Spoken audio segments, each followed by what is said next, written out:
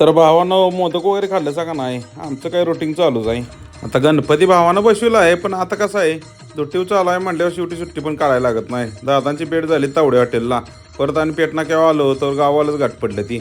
भाव आल्याला तर मोदक घेऊन. अहो आमचं गाव निदान रस्त्यावर आहे म्हणून आम्हाला खायला तर मिळतंय. नाही बाकीचे आहे तीच की इतर ठिकाणी फिरणारे. आमच्या कॅमेरामॅनला मोदक आणि मोमोज मधला फरक कळत नाही बहुतेक. बघा कसं खातोय. आणि ज्या गोष्टीची आतुरतेनं वाट बघत होतो ती पुढे आडळीच. ट्रॅफिक हो ती काय रोजचं मड त्याला कोण रड असं आमचं काम झालंय. पण खरी मजा ट्रॅफिक मध्येच असते. कोण कुठनं पण घुसतंय. आज बघा इंद्रधनुष्य दिसलेलं दिवसानं. कसं असतंय माहितीये का, पाऊस आणि ऊन एकत्र झालंय की असं इंद्रधनुष्य दिसायला चालू होती ती. अहो सगळं लोकेशन साताऱ्याच आहे हो. निसर्गरम्य वातावरण म्हटलं तर साताऱ्यात नाही. आमचं जेवण खाण्याचं पण तिथं सोय असते. आता मात्र पुण्यात ड्रॉपिंग करताना एक नंबर काम झालं. LBS रोडवरनं दिखावा आणि गणरायांचं दर्शन मात्र क्वालिटी व्हायला लागलं.